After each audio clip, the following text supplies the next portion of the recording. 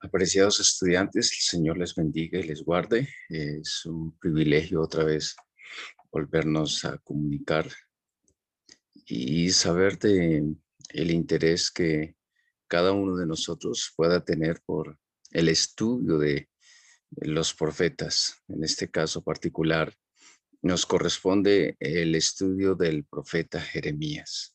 ¿Alguno de ustedes alguna vez ha luchado entre saber y hacer la voluntad de Dios? Una cosa es saberla y otra cosa es hacer la voluntad de Dios. Bien, pues usted no es el único. A lo largo del estudio del profeta Jeremías nos daremos cuenta que él definitivamente se vio en esos desafíos de buscar entender y cumplir los propósitos de Dios para su vida. Y aunque tomar la decisión de obedecer a Dios no fue para él fácil, porque eso le acarreó presiones, muchas persecuciones, y eso lo llevó a cuestionarse a él mismo si estaba haciendo lo correcto.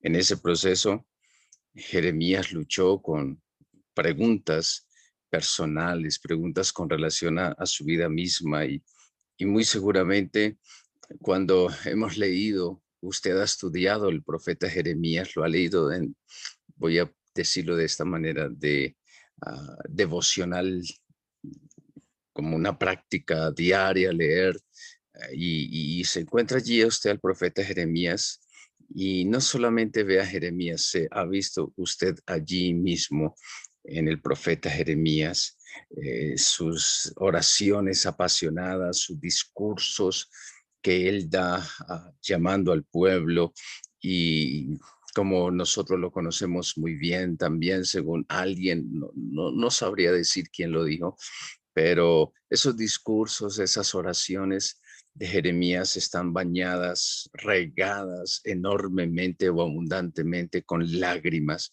Por eso algunos lo han llamado el profeta llorón. Como quiera que sea, eh, Jeremías se expresa desde su corazón y desde el sentimiento más profundo de un hombre que ama a Dios, pero que sobre todo también ama al pueblo de ese Dios y no deja de hablarles, de llamarles, de buscar que el pueblo se vuelva al Señor antes de que venga ese juicio inminente de destrucción, porque Dios se lo había dicho a él. Con todo y eso, Jeremías también es uno de los profetas que anuncia fuertemente acerca de una esperanza de redención futura para el pueblo de Judá. Jeremías, al igual que muchos profetas del Antiguo Testamento, no se enfocó tanto en predecir el futuro, sino más bien en predicar acontecimientos a las personas que estaban ahí escuchándolo en ese momento, tratando con su predicación de que ellos, el pueblo, volviera a un regreso a Dios, a una relación permanente y continua como era el ideal. Definitivamente nosotros vemos en la historia del profeta Jeremías a un pueblo rebelde, un pueblo que es obstinado y siempre su deseo de apartarse de Dios. Pero Jeremías apela a la misericordia de Dios y que esa misericordia de Dios aún está por encima, en el buen sentido de la palabra, del mismo juicio de Dios.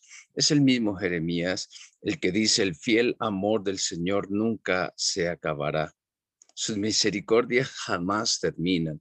Grande es su fidelidad. Sus misericordias son nuevas cada mañana.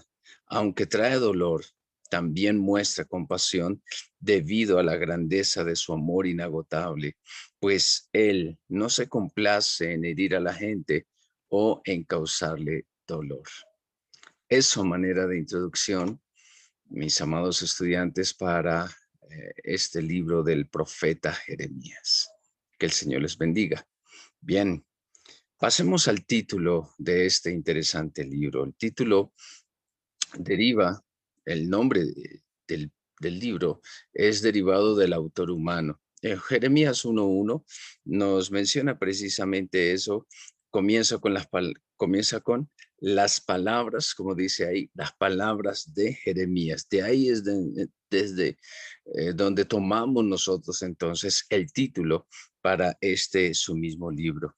Y Jeremías relata más de su propia vida, sus propios vivencias, más que cualquier otro profeta, contando de su ministerio, contando cómo las personas reaccionan ante lo que él dice, contando sus pruebas, contando sus sentimientos personales.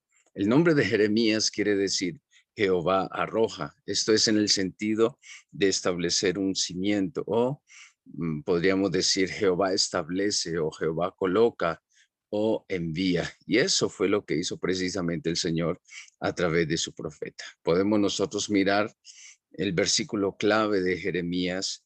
Mira que te he puesto en este día sobre naciones y sobre reinos para arrancar y para destruir, para arruinar y para derribar, para edificar y para plantar. Jeremías capítulo 1, verso número 10. Podríamos decir que este es el versículo clave. Alguien puede decir, no, Jeremías 29:11, porque habla acerca de yo sé los pensamientos que tengo acerca de vosotros, bueno, etcétera, etcétera. Pero con base en el llamamiento de Jeremías y su propio ministerio, es que mm, podemos usar este versículo como clave para todo el libro, de acuerdo a cómo el Señor lo llama y para qué es que exactamente lo envía a Jeremías y cómo es usado. Por eso quise hablar o mencionar solamente este versículo como versículo clave del profeta Jeremías. Autor y fecha. Bueno, Jeremías, quien sirvió como sacerdote y también como profeta, tenemos que decirlo, eso fue un sacerdote y el capítulo 1, verso 1 nos menciona ello, y también como profeta. Y él es hijo de un sacerdote llamado Hilcías. Bueno, eso está en el segundo libro de Reyes, capítulo 2, verso 8. Hay quienes dicen que este sacerdote Hilcías fue el que descubrió el libro de la ley. Por eso hay quienes se atreven a asegurar que ese sacerdote Hilcías, que era padre de Jeremías, al descubrir el libro es quien también impulsa al Jeremías a su llamado a provocar la reforma en la época de Josías. Y por eso Jeremías también es quien ayuda fuertemente al rey Josías. Pero hay quienes dicen que no fue este no era su padre, el sacerdote que encontró el libro, el del hallazgo del libro de la ley. Como quiera que sea, la influencia de Jeremías es fuerte durante el rey Josías. Eh, Sacerdote, profeta, hijo de Hilcías, del sacerdote Hilcías, y era de una pequeña villa en Anatot, Jeremías capítulo 1, verso 1. Hoy en día es llamada Anata, esta villa que en la antigüedad era Anatot, hoy es llamada Anata, y está más o menos a unos 5 kilómetros al noreste de Jerusalén, en lo que antiguamente fue la heredad de la tribu de Benjamín. Nosotros también podemos ver en Jeremías capítulo 16, verso 1 al 4, que Jeremías permaneció soltero y que él fue asistido o ayudado durante su ministerio por un escriba o amanuense o secretario llamado Baruch. ¿Cuál era la función del secretario o el amanuense? Sencillamente, Jeremías dictaba y este hombre, Baruch, en este caso particular, era quien copiaba, y no solamente copiaba lo que Jeremías, el profeta, le decía, sino también tenía a cargo la custodia o el cuidar o el velar por el buen arreglo de los escritos del profeta Jeremías. En este caso, podemos encontrarlo en Jeremías capítulo 36, verso 4, también el versículo 32 y capítulo 45, verso 1. Es conocido Jeremías, como les decía hace un momento, como el profeta que lloraba. Eso está en Jeremías capítulo 9, verso 1, 13, 17, 14, 17 también, viviendo una vida de conflicto debido a su dolor y angustia al saber que los juicios que él estaba diciendo eran ciertos, aun cuando todos los demás no creyeran ninguno de lo que él decía. Él sabía que los juicios de la invasión babilonia estaban ya sobre Judá y ese era su lamento y ese era su llanto y su dolor y eso es lo que le provocaba a él tremenda tristeza. Por eso era el profeta que lloraba. El profeta Jeremías fue juzgado, humillado públicamente, mm, en su vida, colocado en un cepo, tuvo que huir de Joacín, fue humillado, ¿se acuerdan? Por un falso profeta y fue arrojado a una cisterna. Bueno, cisterna se refiere a un pozo séptico, a un pozo de agua, más bien. Y tal vez estaba ya abandonado este pozo, pero servía como cárcel. Así de que allí fue donde lo colocaron a Jeremías por predicar y hablar en nombre de Dios. El juicio inminente, cosa que ninguno daba por el más pesimista de los judíos, ni siquiera se atrevía a decir que eso le iba a pasar al templo o a Jerusalén.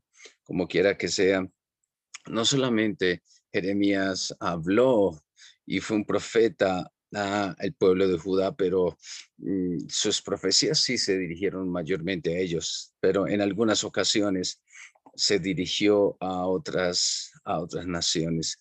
Siempre la intención de Jeremías fue que el pueblo se arrepintiera y así evitar al arrepentirse que el juicio de Dios viniera por medio de un ejército invasor, en este caso los babilonios. Eso está en el capítulo 7 y en el capítulo número 26. Pero una vez que vino la invasión del pueblo del imperio babilonio, él quería evitar a toda costa una destrucción total, no solamente de Jerusalén, sino del templo. Y en este caso particular, eh, él estaba diciéndole al pueblo de Israel que aun si se sometían a los babilonios, Dios iba a tener misericordia de ellos. Pero bueno, ya sabemos la historia, ni siquiera así.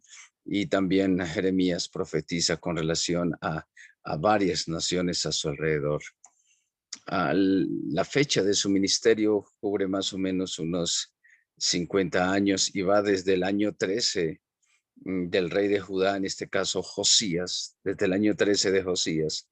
Eso está en el capítulo 1, verso 2, año más o menos 627 antes de la era común, y va más allá de la caída de Babilonia en el 586. Esto está en Jeremías capítulo 39, capítulo 40 y capítulo 52. Después de la caída de Jerusalén, de Judá en el 586, a mano de los babilonios, Jeremías es forzado, obligado a ir con un remanente que había huido de la invasión babilonia, es obligado a huir a Egipto. Esto está en capítulo 43 y capítulo 44. Algunos dicen que ya para el año 570, esto es una tradición rabínica, que cuando Babilonia invadió a Egipto, sencillamente Jeremías fue llevado de Egipto, había huido allá, bueno, obligado a huir a Egipto. Entonces, cuando Babilonia invade Egipto, entonces es llevado preso hasta Babilonia y obligado a vivir allí en Babilonia. Y por eso se cree que entonces él pudo escribir la última parte de su libro allá para el año 561, estando en Babilonia cuando Judá, el rey de Judá, en este caso Joaquín, estaba cautivo allí en Babilonia. Pero se cree que entonces a él se le permitieron algunas libertades. Eso se puede deducir del capítulo 52, verso 31 al 34. Y si aún estaba vivo para esa época, del capítulo 52, y que él lo escribió, se cree que entonces más o menos Jeremías tendría alrededor de 85 a 90 años de edad. Eso es muy importante tenerlo en cuenta.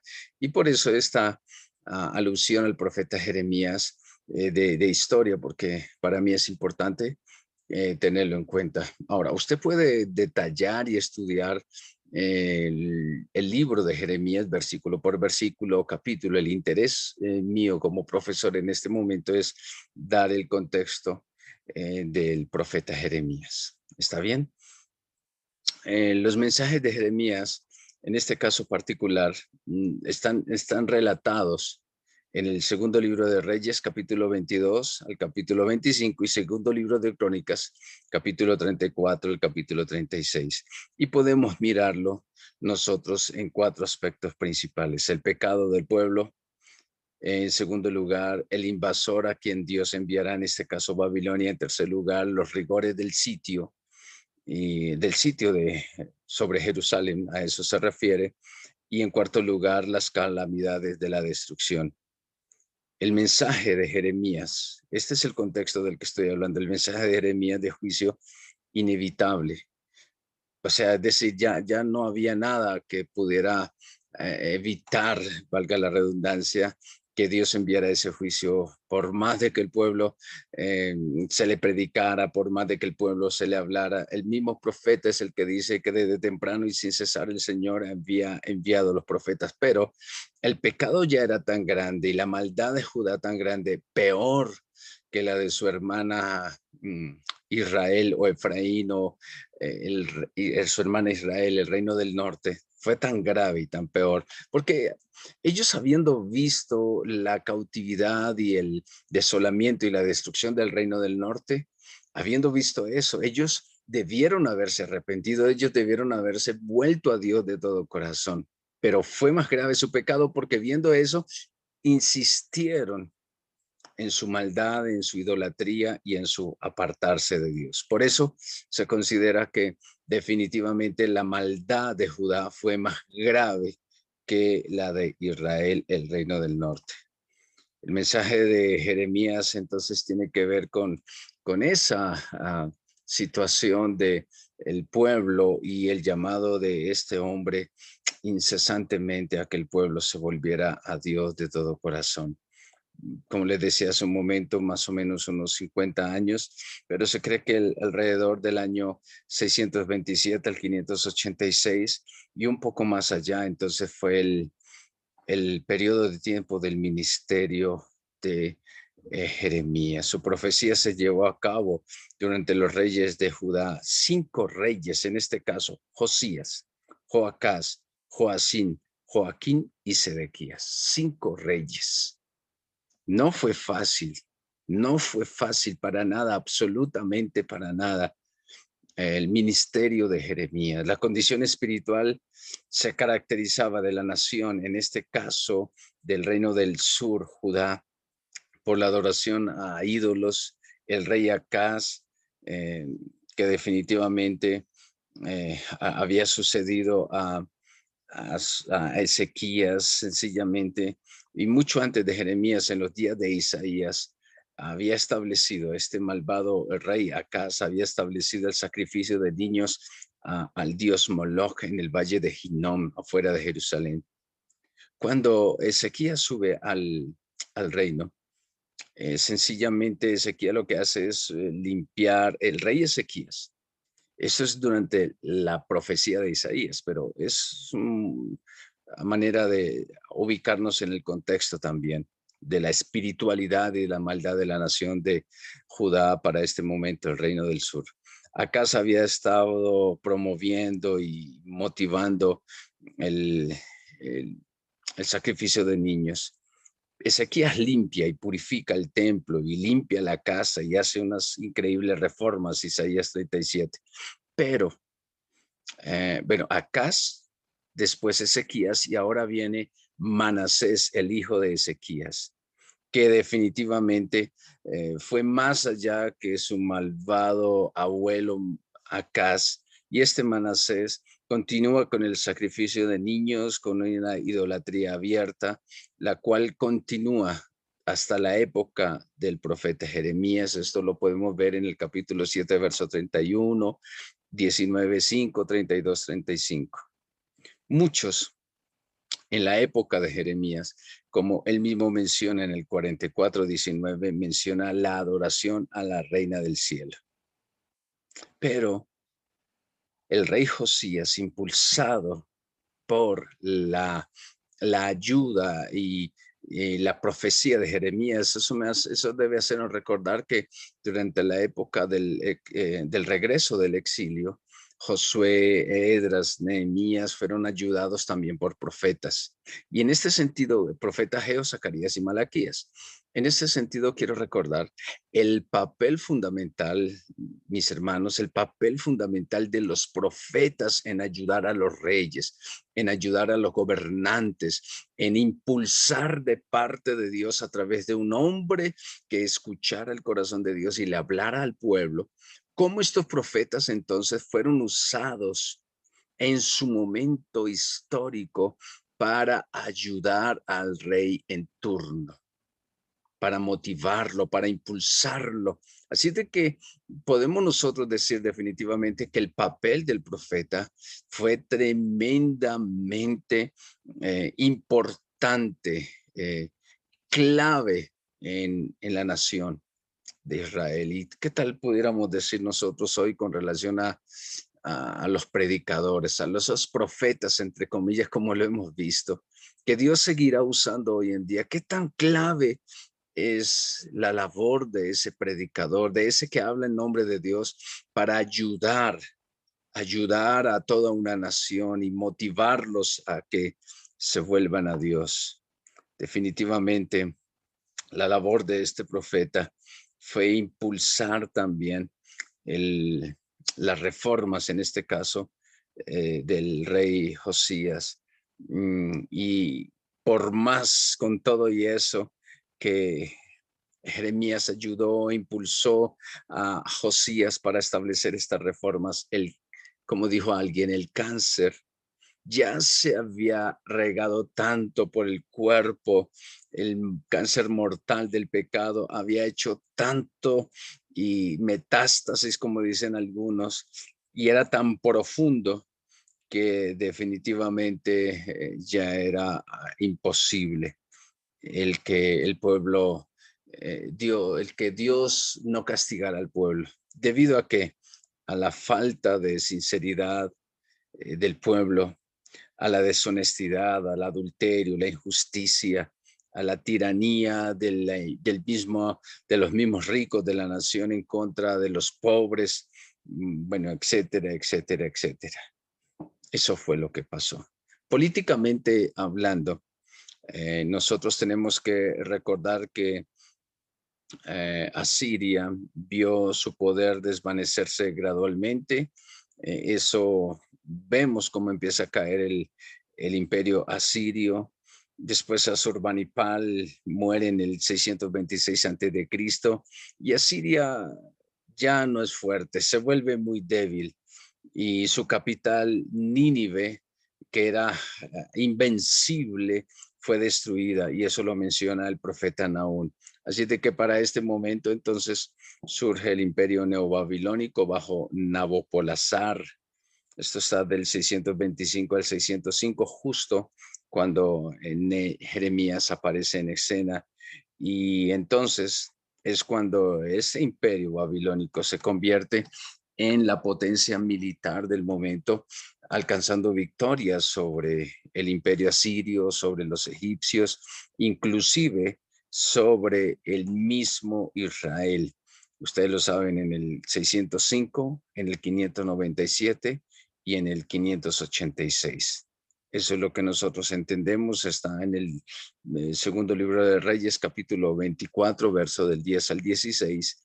Y nosotros vemos cómo entonces los babilonios empiezan a, a, a entrar en el mundo antiguo, en escena, alcanzando un auge tremendo al conquistar a todas las demás naciones. Vuelvo y reitero, a los asirios con la destrucción de Nínive, el imperio egipcio, o bueno, estas ciudades que se estaban asentando, y también sobre Israel. Así de que esto es lo que nosotros vemos, cómo empieza a desarrollarse el ministerio del profeta Jeremías. Joel, Miqueas habían profetizado acerca del juicio de Judá. Acordémonos nosotros de el profeta Joel, que llama al pueblo a rasgar su corazón y no sus vestidos, a volverse a Dios, en fin, todo esto. Y estos vienen profetizando durante también el reinado de Josías. Así de que los principales profetas de Dios para esta época fueron Jeremías, Habacuc y Sofonías. Más adelante, contemporáneos de Jeremías, también encontramos al profeta Ezequiel, a Daniel, que se ve muy fuerte durante este periodo de el profeta Jeremías. Aun cuando Ezequiel y Daniel, nosotros podemos darnos cuenta cómo es ya su profecía durante el cautiverio o durante el exilio, ¿sí? Pero bueno, este es lo que les quería hablar con relación al contexto histórico de Jeremías. ¿En qué consiste el mensaje de Jeremías?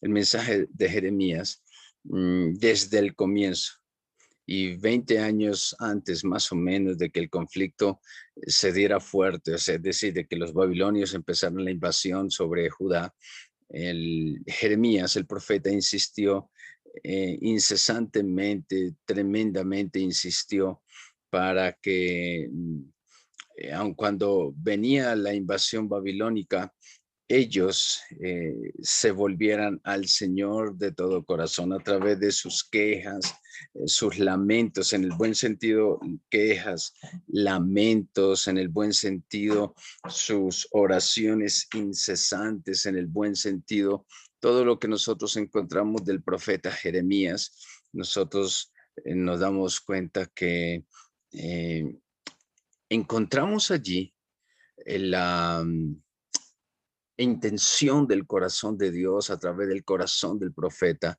para que lo que Dios había dicho, por lo menos el pueblo tratara de evitarlo. Y lo que nosotros encontramos con esto en mente en el mensaje de Jeremías, en primer lugar, es que Judá será destruida por una Babilonia victoriosa. Y esto sería inevitable porque definitivamente el Dios de la historia sabía de el progreso del imperio babilónico y ese progreso no le impediría a una nación pecadora y rebelde. Tanto así que el mismo Señor en el capítulo 2 dice que el pueblo de Israel dejó al Señor fuente de aguas vivas y cavaron para sí cisternas rotas que no retienen agua. Y cuando se dice esto, se refiere a cómo ellos buscaron otros dioses, a la idolatría, al adulterio espiritual, y lo compara con cisternas rotas. Y compara al Señor Dios de Israel con fuente de aguas vivas. Pero ellos definitivamente no tuvieron en cuenta nada de esto y Judá será destruida. ¿Por quién? Por los babilonios. En segundo lugar, eh, otro aspecto del mensaje de Jeremías es que si Judá se aparta de su maldad, de alguna manera Dios la salvará de ser destruida por Babilonia. La destrucción. Podían ser castigados, pero Judá iba a ser salvada. Pero si se apartaran de su maldad, pero la obstinación en el corazón de ellos era tan grande, que definitivamente lo que había en el corazón de Jeremías y muy seguramente pensemos en el corazón de Dios, de que ellos atenderían al mensaje, no se dio de ninguna manera. Y en ese sentido quiero dar una aplicación. Dios guarda a la iglesia actual. Dios guarda al pueblo de Dios en la actualidad, no solamente al pueblo, sino a los creyentes en particular, que creen que pueden pasar por alto el juicio de Dios y viven en pecado y en maldad, como si Dios no estuviera mirando lo que ellos están haciendo. El tercer aspecto del mensaje de Jeremías, cuando ya no parece quedar esperanza del arrepentimiento de Judá, si tan solamente por vía de conveniencia política se somete a Babilonia, Judá se salvará de ser destruida. Es decir, el mensaje de Jeremías fue tan insistente sobre esto que lo consideraron a él un traidor.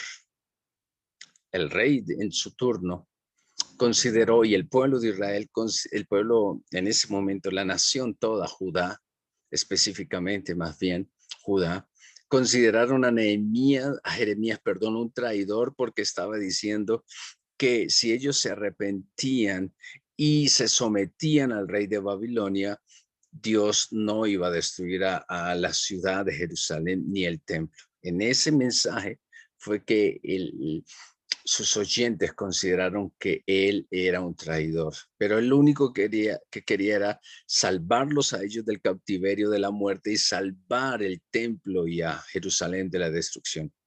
Pero no les importó, no hicieron caso. Judá destruida se recuperará. Es el mensaje también. Capítulo 29, 28, 30, 31. Clama a mí, yo te responderé. Y sin embargo, y que aún Judá destruida se iba a recuperar, y en ese mensaje de esperanza iba a ser el medio por el cual también Dios gobernaría el mundo a través de Judá. Es importante, a través del pueblo de Dios. Y el otro aspecto fundamental del mensaje es que con todo y que Babilonia sería usado por Dios para traer juicio sobre la nación de Judá, Babilonia, quien habría destruido a Judá, sería destruida también para no volver a levantarse jamás. Así de que eso también lo encontramos nosotros allí.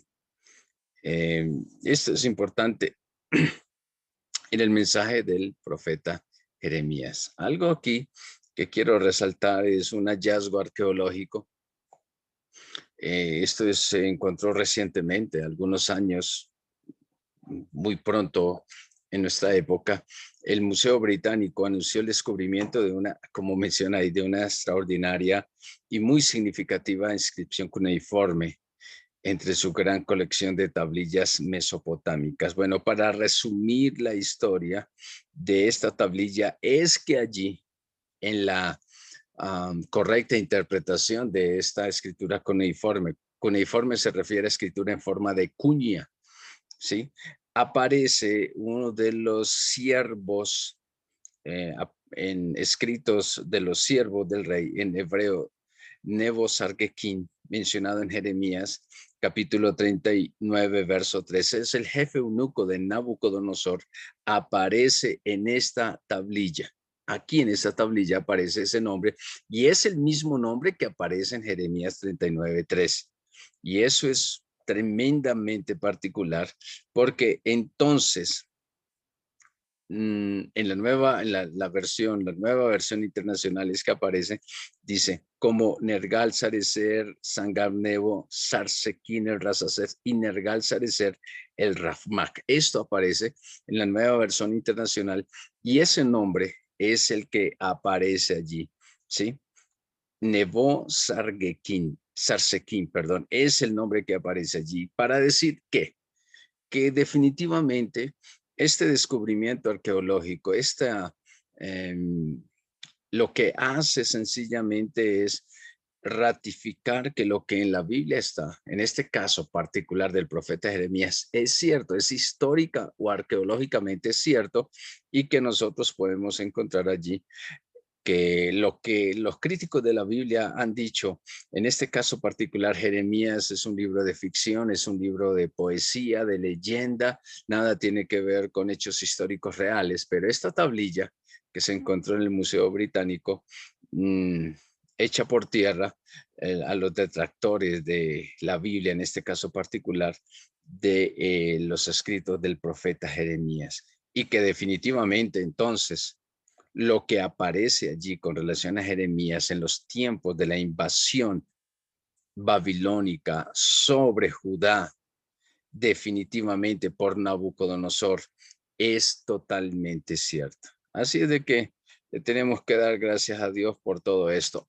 Pero aclaro algo, así no hubiera un descubrimiento arqueológico, para nosotros es cierto lo que dice la escritura, es cierto lo que en ella aparece. Así de que tenemos que darle gracias a Dios por todas estas cosas. ¿Está bien?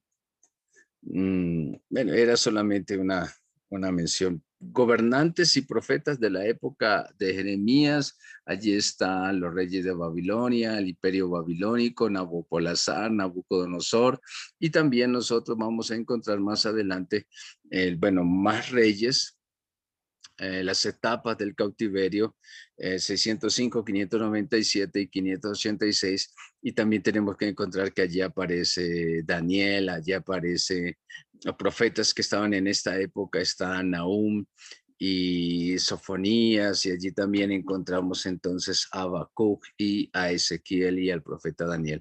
Pero nosotros miramos allí cómo Daniel es llevado cautivo precisamente durante la primera deportación. Entonces, esta es una línea del tiempo para que mis hermanos, ustedes la miren, la estudien y se pongan al tanto con esa ubicación histórica de los reyes de Judá en este último periodo antes de la destrucción, y algunos profetas que aparecen allí contemporáneos con el profeta Jeremías. ¿Está bien? La importancia en la Biblia del, del profeta Jeremías o del libro de Jeremías. Bueno, nosotros debemos encontrar o debemos mirar que el mayor aporte de Jeremías es el mayor aporte. Hay muchos aportes, pero el mayor aporte de Jeremías, el mayor aporte teológico de Jeremías es definitivamente el concepto del nuevo pacto que él introduce allí. ¿Está bien? Capítulo 31, verso 31 al 34. Era necesario un nuevo pacto entre Dios y su pueblo, porque este último, el pueblo, había violado el pacto anterior y se necesitaba un pacto nuevo, un pacto de gracia y perdón escrito en el corazón humano, más que un pacto legal como el del Sinaí, grabado solamente en piedras. Ahora el Señor le está diciendo, ese pacto tiene que grabarse más bien en el corazón del pueblo de Israel. ¿Qué es lo que Jeremías entonces ve en este nuevo pacto? Lo único que ve definitivamente, exclusivamente y poderosamente, lo que Jeremías ve hacia el futuro es una época de gracia en la persona del Mesías, de nuestro Señor y Salvador Jesucristo. ¿Qué sucederá en esa época? No enseñará más ninguno a su prójimo, ni ninguno a su hermano, diciendo, conoce a Jehová. ¿Por qué? Porque todos me conocerán, desde el más pequeño de ellos hasta el más grande, dice Jehová, porque perdonaré la maldad de ellos y no me acordaré más de sus pecados. Así de que Jeremías está hablando fuertemente con relación a ese nuevo pacto y lo que Dios establecería con la nación, ¿sí? Es importante esto, es tan importante como el Señor está llamando al pueblo y le está recordando y le está diciendo, si ustedes están en el cautiverio, sí van a ser castigados, Jerusalén va a ser destruida, pero mire, yo quiero establecer con ustedes un nuevo pacto. Quiero que entiendan esto.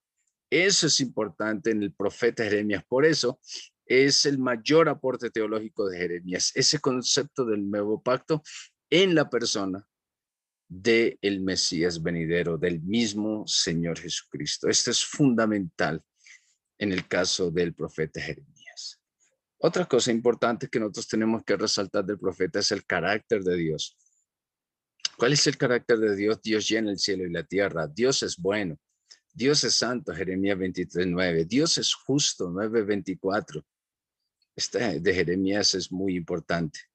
Recuerdan, si en algo se hubiera de alabar el valiente o el rico o el fuerte, en entenderme y conocerme que yo soy Dios, Dios justo, que hago justicia y misericordia. Bueno, Dios es bondadoso. Jeremías 31:3, Dios es paciente, Dios es amoroso. Mire, algo fundamental del profeta Isaías, que lo vimos anteriormente y ahora de Jeremías, es como ellos resaltan los atributos de Dios, resaltan el carácter de Dios. Dios es misericordioso, Dios es omnipresente, Dios es todopoderoso. Dios cumple sus promesas, 31:33, 33:14. Dios es justo. Dios es soberano. Mire todos los versículos que aparecen allí con relación a la soberanía de Dios. Dios es verdadero. Dios no tiene igual. Dios es sabio. Dios se aira. Todos los versículos que aparecen allí con relación a el carácter de Dios. Esto es importante. Vuelvo y le reitero, estudiantes, ustedes, su labor, esto es un panorama del profeta Jeremías, pero la labor suya es leer el libro de Jeremías, estudiarlo, mirarlo en detalle, aprender más de él. Yo solamente estoy dando un vistazo general. Y con relación a Cristo en Jeremías, nuestro Señor Jesucristo en el escrito del profeta Jeremías, la imagen de Cristo está entrelazada con las profecías de Jeremías. Siempre vemos allí a el Señor Jesucristo, muy particularmente. Lo que les decía hace un rato, Cristo como fuente de agua viva. Capítulo 2, verso 13, eso hay un paralelo muy interesante en Juan capítulo 4, verso 14. Y se erige esta posición o esta figura de nuestro Señor Jesucristo en marcado contraste con el juicio que cae sobre la nación de Judá que no se arrepiente. ¿Sí? Pero es una fuente de agua viva el Señor Jesucristo y cisternas rotas que no retienen agua. Eso también es lo que le pasa a la nación de Israel. Al no haber agua, pues esto va a traer muerte, va a traer juicio sobre la nación. Jeremías también muestra a Cristo como el bálsamo de Galaad, capítulo 8, verso 22. Lo menciona como el buen pastor, ese buen pastor que aparecerá en contraposición de aquellos malos pastores, negligentes pastores de Jeremías capítulo 23, versículo 4. También lo menciona como el vástago justo, lo menciona al Señor Jesucristo como el Señor nuestra salvación y David el rey. Habla acerca también entonces de la venida del nuevo David, del nuevo rey David. ¿En quién? En la persona del Señor Jesucristo, del Mesías venidero. Bien, mis hermanos, de una manera sencilla y práctica quería mencionarles el profeta Jeremías ya por cuestión de tiempo. Ya iniciamos la próxima materia de estudio. Quería mencionarlo. Yo le voy a enviar el link a ustedes de dos videos muy interesantes con relación al profeta Ezequiel y con relación a el profeta Daniel. Que el Señor les bendiga, que el Señor les guarde. Les animo por favor a sacar un resumen de este video del profeta Jeremías y los capítulos 10 y 11 del el libro de León J. Wood de los profetas de Israel, ya para terminar nuestra clase de Profetas 1. Y vuelvo y les reitero, yo les voy a enviar el link de dos videos muy interesantes con relación al profeta Ezequiel y Daniel. Les recuerdo, por favor, mis hermanos, que tenemos que vernos para nuestra clase final de preguntas e inquietudes con relación a el profeta Jeremías y todo lo que tiene que ver con el mensaje de los profetas. Que el Señor les bendiga y les guarde. Y a ustedes muchas gracias por su participación y por estar ahí en esta clase de profetas. Que el Señor les bendiga.